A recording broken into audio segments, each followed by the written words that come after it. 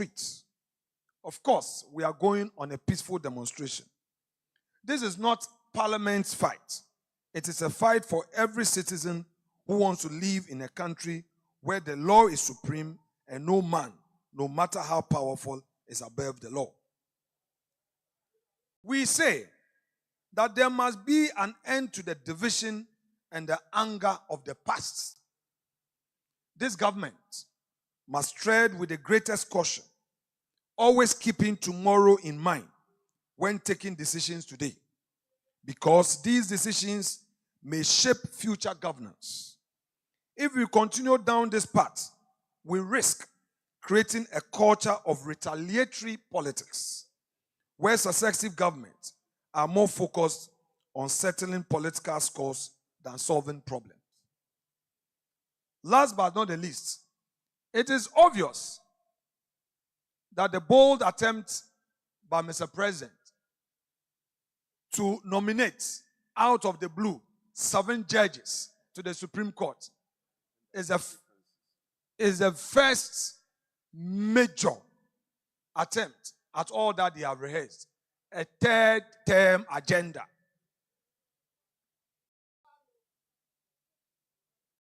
All that the NDC is doing, all that our president is doing through the advice of the hawks of NDC is to set a third-term agenda for his leadership. They think that by packing the judiciary, there will be a smooth road to the Supreme Court, and as a result, no further step was taken by the Judicial Council. What has changed? We leave it to the good conscience of they themselves. But I want to tell them that we will not relent. We, in Parliament, will hold their feet to the fire and fight for the ordinary Ghanaian. Please join us 5 a.m. on Monday the 5th of May on this peaceful demonstration. Thank you very much. God bless our homeland Ghana and make it great and strong.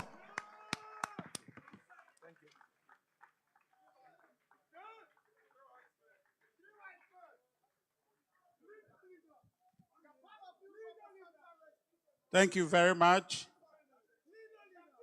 Thank you very much, the minority leader, the Honorable MP for the good people of Efutu. He was ably supported by Nana Eje Bafwewa, MP for the good people of Mensia South, and also Honorable Jerry Ahmed Shaib, the MP for the good people of Weja Bawe.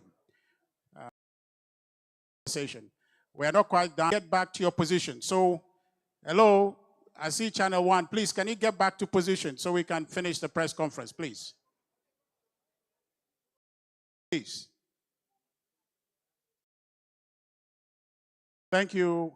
We'll call on the chairman of this press engagement, the chairman of the New Patriotics Party's Legal and Constitutional Committee, to possibly summarize the matters that have been raised here, which, in my own view, goes to the heart of the NDC's agenda, President Mohammed's agenda, to plot for a third term, and that should worry us. The chairman will give us a summary and a closer remark. Thank you.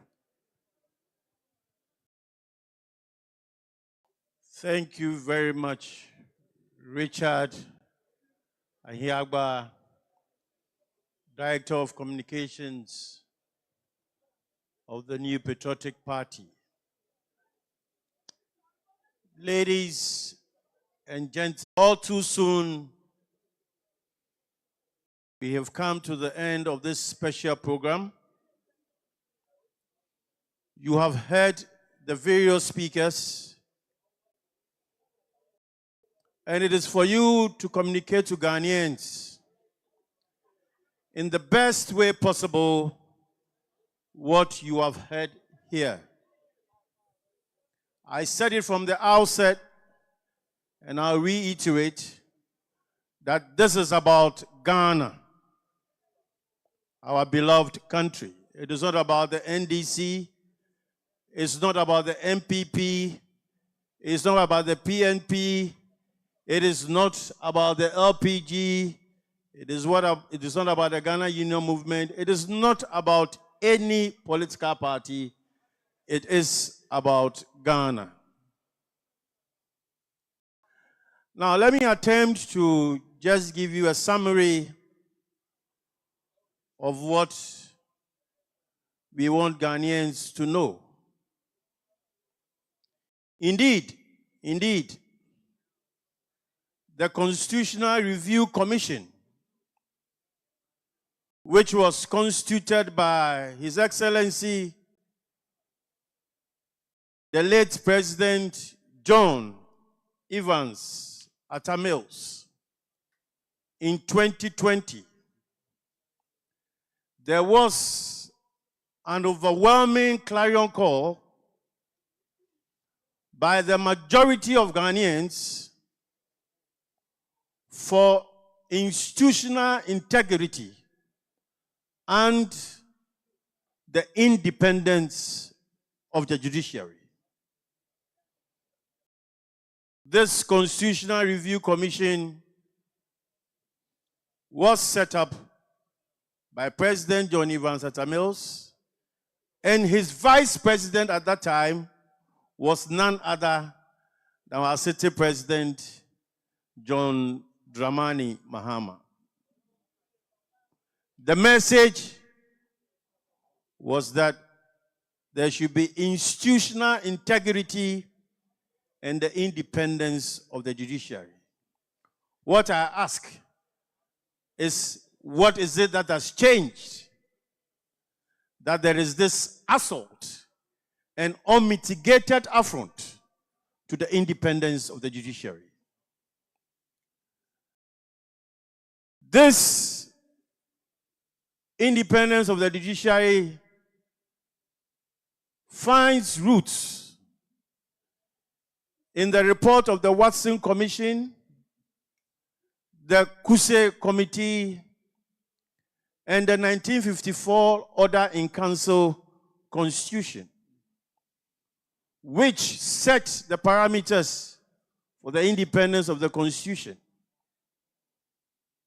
and stipulated that a justice of the Supreme Court, or for that matter, a Chief Justice, could only be removed from office under stated misbehavior and infirmity of mind. And this should be supported by 2/3 majority of our parliamentarians in the People's Assembly. This found expression in the 1957 Constitution. It was only in 1960 that there was an aberration where the president was given the power to remove a Chief Justice by the presidential instrument under a seal. On the 24th of February 1966, there was a determined attempt, an effort to once and for all maintain the independence of the judiciary. And this is what we have seen with the 1992 Constitution,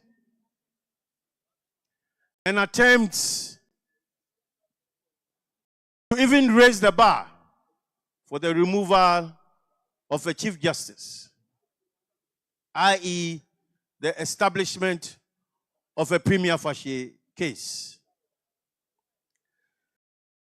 Ladies and gentlemen, I have not seen any petition. Personally, I have not seen any of the petitions. But if I should listen to what those who claim have seen and are commenting on, I ask myself so many questions. I was troubled when the Director of Communications for the NDC sat on radio and said so many things. The highlight of what he said was the foreign travel of the Chief Justice. When I heard him on radio, in fact, I was alarmed. And I said to myself, if indeed the Chief Justice knew that she was not supposed to embark on that travel with her husband and the daughter, and she did, knowing the Chief Justice for what she is, I thought she had been bewitched.